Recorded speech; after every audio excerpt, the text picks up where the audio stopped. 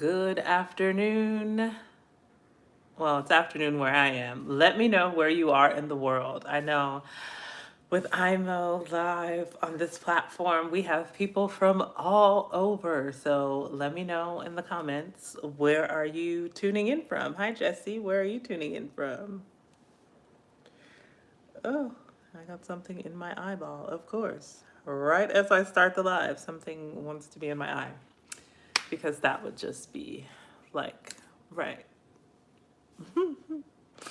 I'm excited to be back for another series. IMO is always, it's such a good time. Your topics that you choose are always so good. And, radical love. When I think about radical love, I'm instantly thought about one, loving myself, because that was something that took me a long time to learn how to do.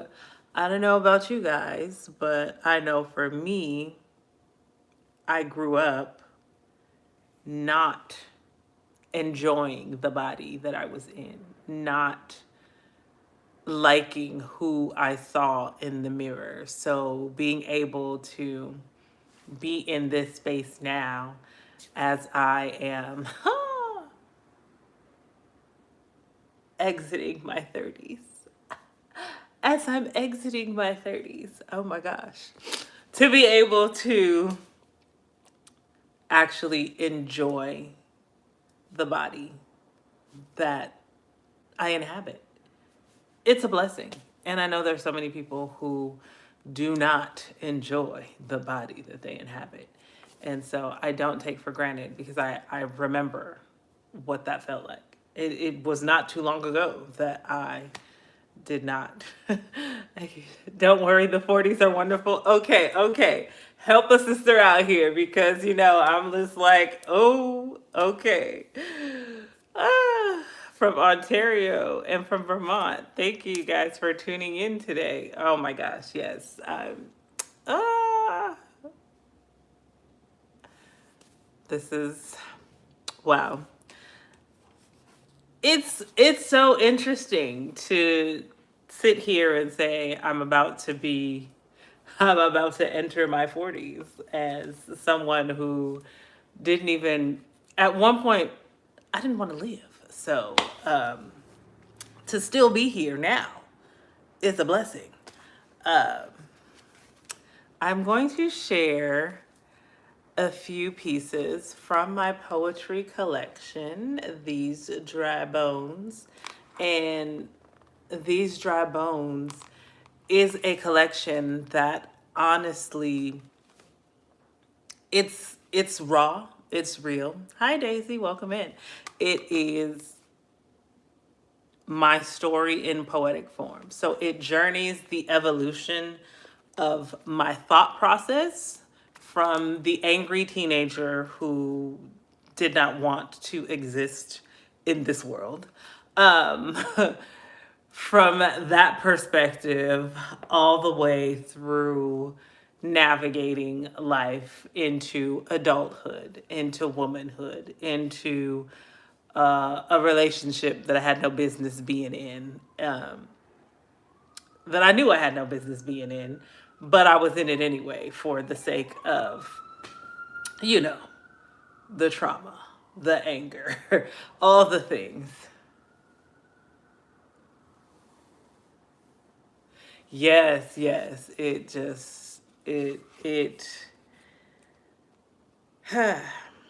And inside of it, there's a poetic photo series as well, with the makeup done by yours truly. But it starts off with the first photo being me as a skeleton. I'm trying to make sure that the light and the glare, you can actually see the photo. There it is. Yes. So it starts off with that because that's what I felt like. I felt like a lifeless skeleton, a lifeless bones just existing.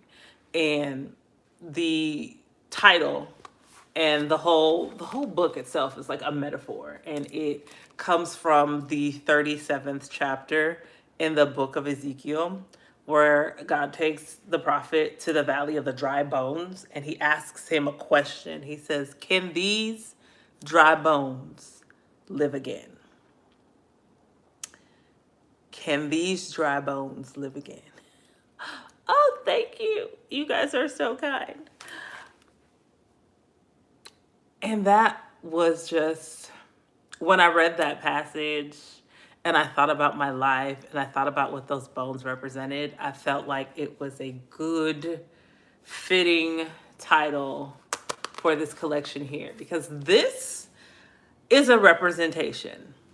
What this represents is me still being here, me going forward with the dreams that I really didn't think were ever going to be accomplished. I felt like I could not have the life that I fantasized about, the life that I wanted. I felt like that was just never going to be something that I would be able to receive. I felt like good happened for everybody else, but good didn't happen for me.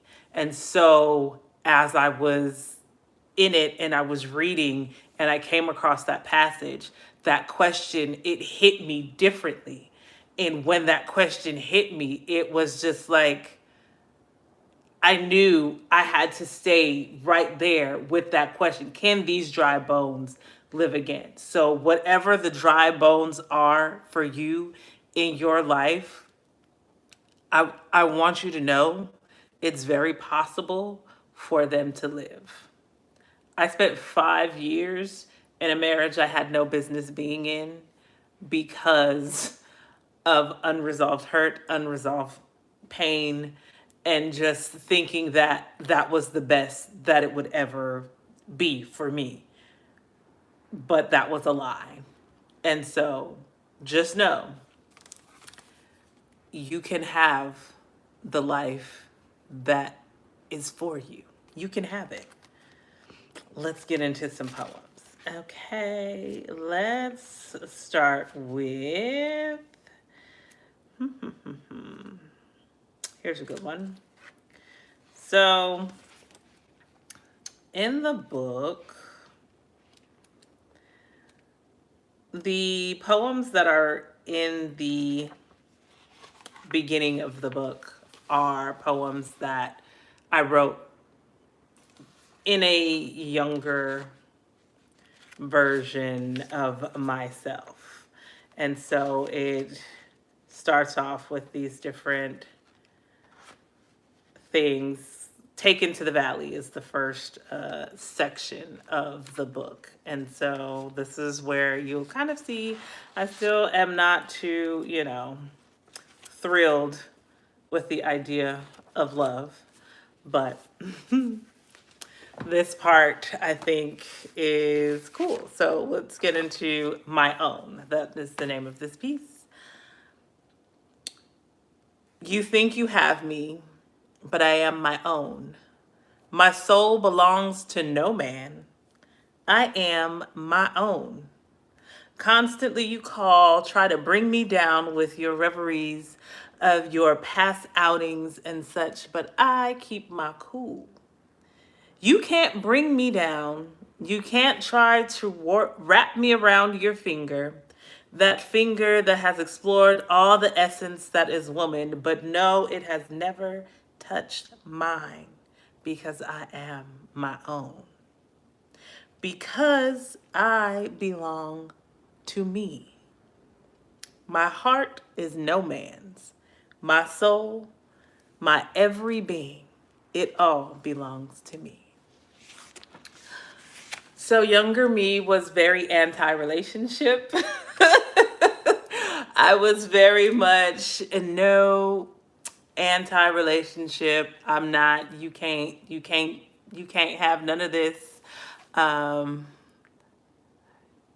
Yes, the soul does belong to God, very much so.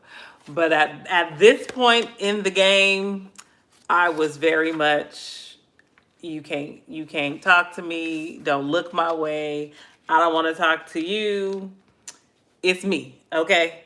um and that comes from being in situations where people who should have looked out for me, they didn't. And so there's a level of trust that just was breached and broken. And I was in a space where at that point, I had to take care of me now. And because I had to take care of me, because the people who I thought would be there to take care of me, they weren't. And so it was in my hands at that point until the good Lord stepped in and helped a sister out. So the next piece that I want to read y'all comes from a section in the book called God Speaks. And the poems that I wrote in this section were some of the things that I felt like were the conversation between the Father and me, because like I said, this book journeys the evolution of my thought process, me learning how to navigate living in this world, existing in this world that I really didn't want to be in because of the things that happened to me, but learning how to navigate and begin to trust in the Father, trust in a higher power who was always there, but I didn't recognize it until, until he revealed himself. So this poem here is called Self-Esteem, and it's like a conversation back and forth between myself and the Father. I just want to feel like I'm somewhere I belong. Didn't you know you were fearfully and wonderfully made? I never intended for you to be like the rest. I created you for my purpose and will. In my eyes, you are my earthly treasure, as rare as a pearl from the depths of the sea. But when I look in the mirror, that's not what I see. I don't see jewels, I see dust. Nothing on this cursed earth but crust. All I know to do is fuss. But Lord, if it's a must, make me love what I see when my reflection looks back at me. When you begin to understand that I hold you in the palm of my hand, I formed you in my image and likeness. When you seek and find me, that is when you will see exactly who I created you to be. And that is self-esteem. Self-esteem was something that I struggled with for a long time, even in my adult years, for a long time. I remember being in my 20s, having an apartment that was like mirrors were my decoration, yet I would not look at myself in the mirror because I did not like what I saw. I purposely avoided mirrors, even though the apartment was decorated with mirrors.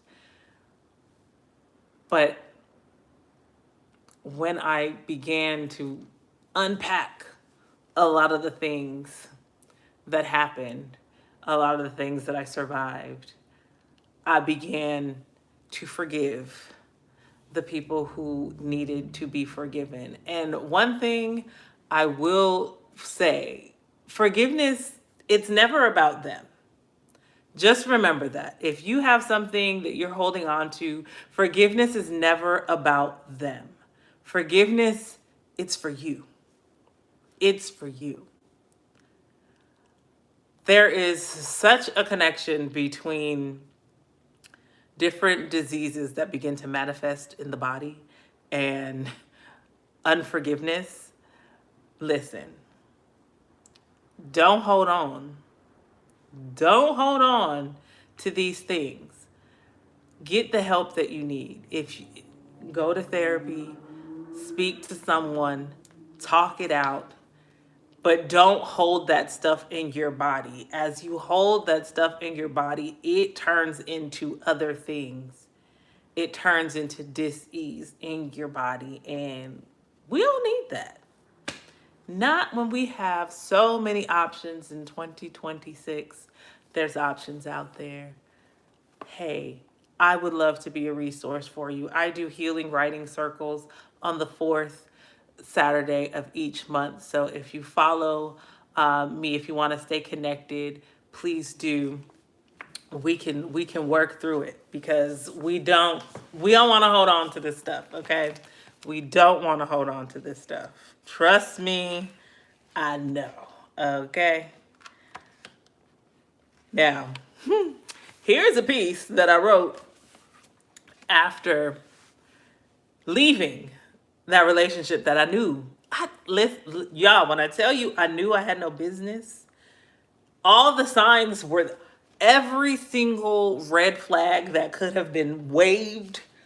They was dancing all around me, right? But, and this is why I say, don't hold on to stuff, deal with stuff, don't suppress things. Because I move forward with something I knew was doomed from the beginning because I had a point to prove. I was having an adult temper tantrum that was just the most ridiculous thing. And it cost me 5 years of my life. 5 good years of my youth. Okay? Don't do it, y'all.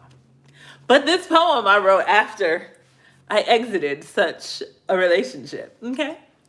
And this poem is called I Gave It All Up. The toxicity had me lost in myself.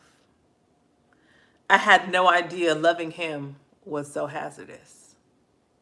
The more I tried to make it work, those demons had more room to work on me, in me. A cancer was spreading. My vision was obstructed, my heart constructed walls.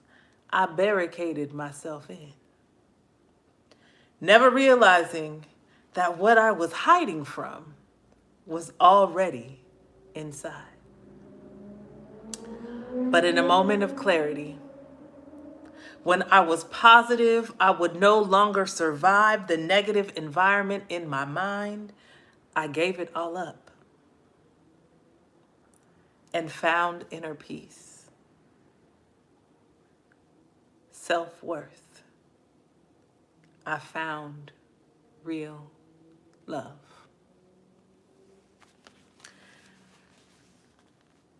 That was written after I walked away.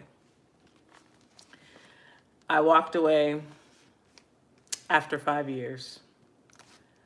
I stayed for 4 years just to prove a point. A point that didn't need to be proven, but I was in my illogical thinking, I had to prove a point that didn't need proving whatsoever. Yet here we are.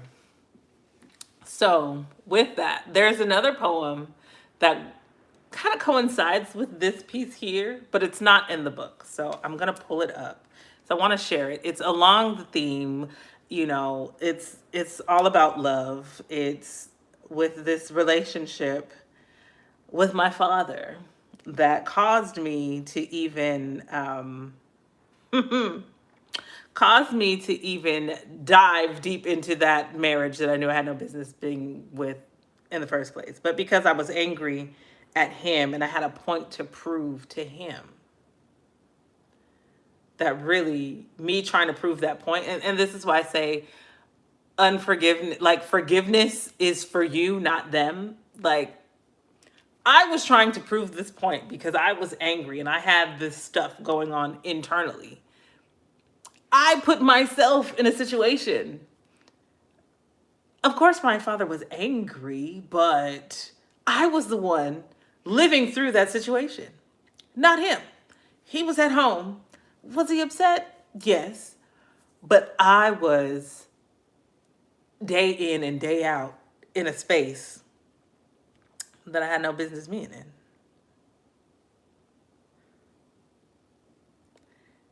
And now, let me pull this up and share it with you.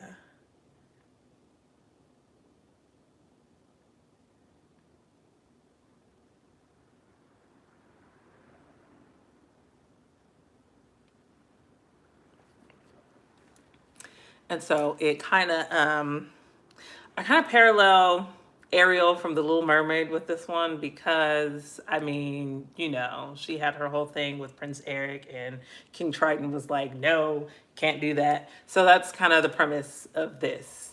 And it ties into that last poem that I read from the book. Betcha on land they understand, bet they don't reprimand their daughters. 5:28 p.m. Time is a melting glacier. These minutes merge gradually, multiplying into what feels like hours. The light from my phone piercing my pupils, vision blurry. Device weighing a ton, lifting it to my ear is impossible. 5:35. In my car, replaying many heated conversations leading up to the moment where I went wrong. A Netflix marathon, no chill, nerves on edge, fish out of water. Each breath harder than the next. 5:37. I am an ocean of anxiety. Emotions crash against my frame of mind. Words whirl through memory gates, pulling images of hands that never should have grazed me. An avalanche of anger rolls down my back, heating my hands. Just dial the number. 9-0. 9 minutes I've been sitting here contemplating the last 5 years of my life. All the moments we missed because I, like Ariel, had something to prove. I had to show you I could be part of his world, but that was somewhere I knew I didn't belong. And the toxicity of that relationship was something like Ursula. It snatched my voice away. When you would call and ask if I was okay, there were so many things I wanted to say, so many times I wanted to lay in your chest, like when I was a little girl. It was my safest place. 5:40. Tapping the sides of my phone case, left thumb, right thumb, as if words would magically materialize from the friction put forth by my appendages. What should I say? Hey, Dad. You were right. I gave up a piece of myself to avoid admitting this. You told me it would be over in a year, and when he tried to leave the first time, my heart was split. If I let it end back then, I would have admitted defeat. But I was too stubborn for that. I was too stubborn for that, though the vibe was obsolete. He stood in front of me and asked me why I wanted him to stay. That is the day I took the pen and signed my voice away. Like Ariel penned her name on that scroll, I let my selfish desires put my good judgment on hold. So I paid the price in self-worth and esteem. Thought I could fast and pray a better situationship into being. And I imagined the Heavenly Father was patiently waiting for me, just like you, to let go of my rebellion and hold fast to the truth. That relationship had sunk before I ever filed for divorce. I was warned and ignored every sign that was given because the evil desires within had me try to rename this act something other than sin. I heard God tell me no before I said I do. But I had to show you that you were wrong this time.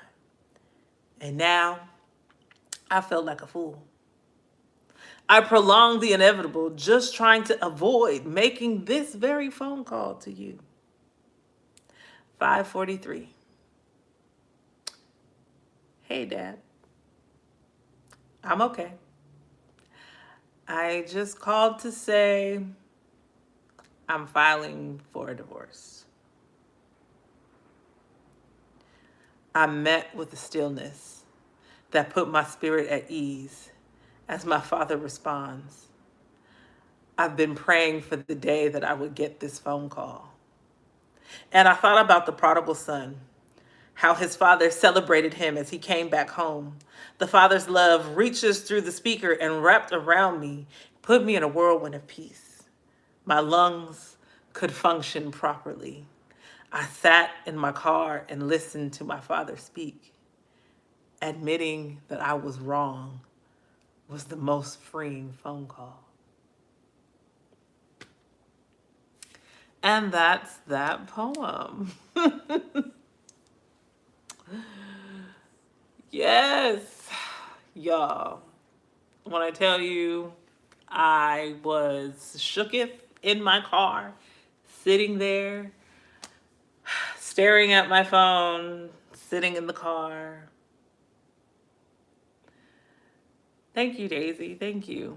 Yes, I was not expecting that response because I come from a Nigerian household. And so, I have very Nigerian parents. I was not expecting to be met with that level of grace and that level of like calmness on the phone. So I was very much grateful for the response that I got in that moment. And it was it was great. It was truly beautiful. And wow, we are almost out of time already. Okay. I'm going to jump back into the book and I'm going to share two more from the book.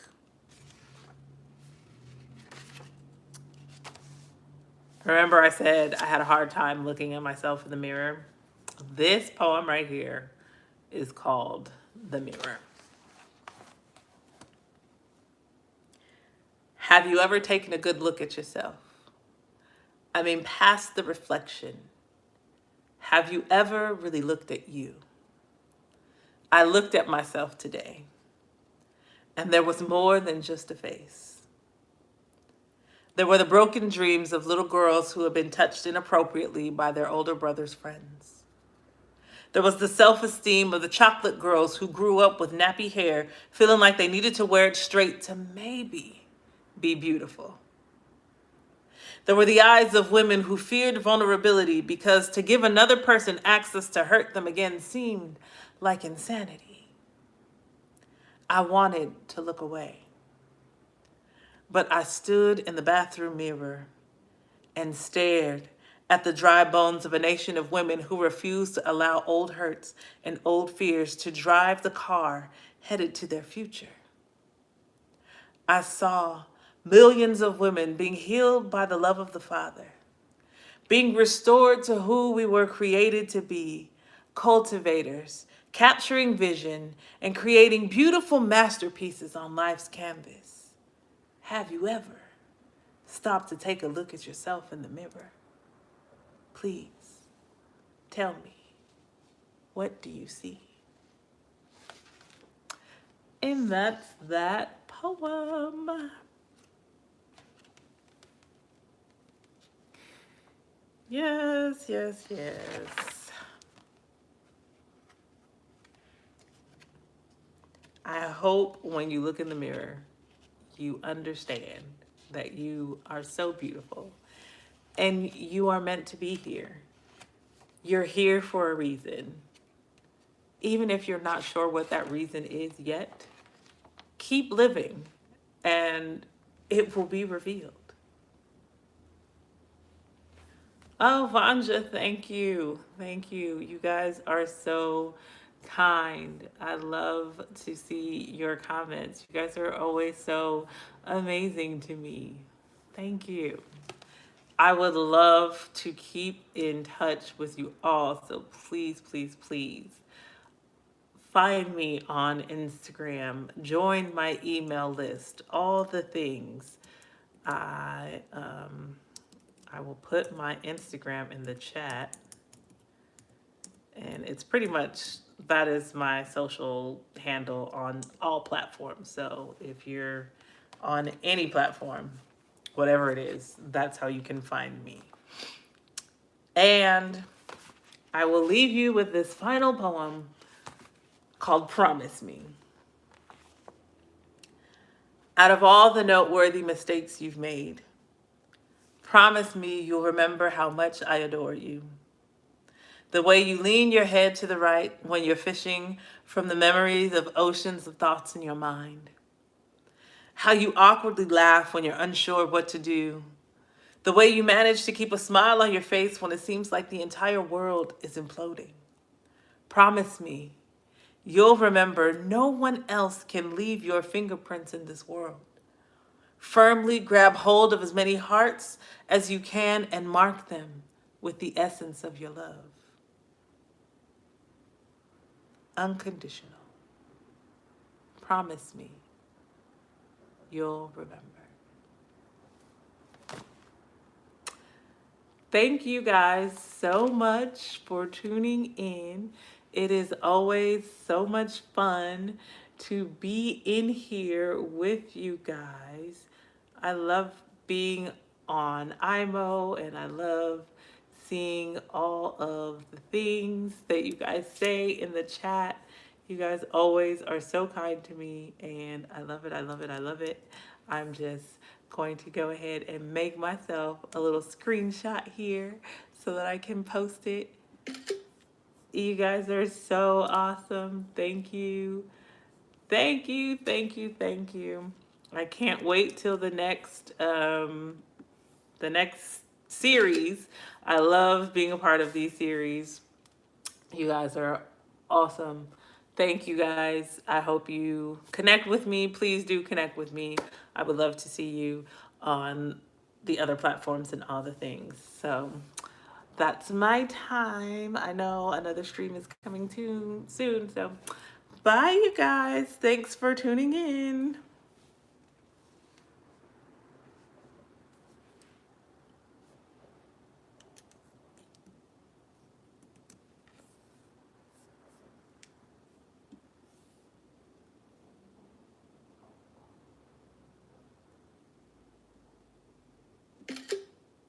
Yay. All right. I was just giving it a second because I know there's like a delay in the chat. So those are the reasons why I like am a little slow. Because I want to see what you guys say before I stop the live.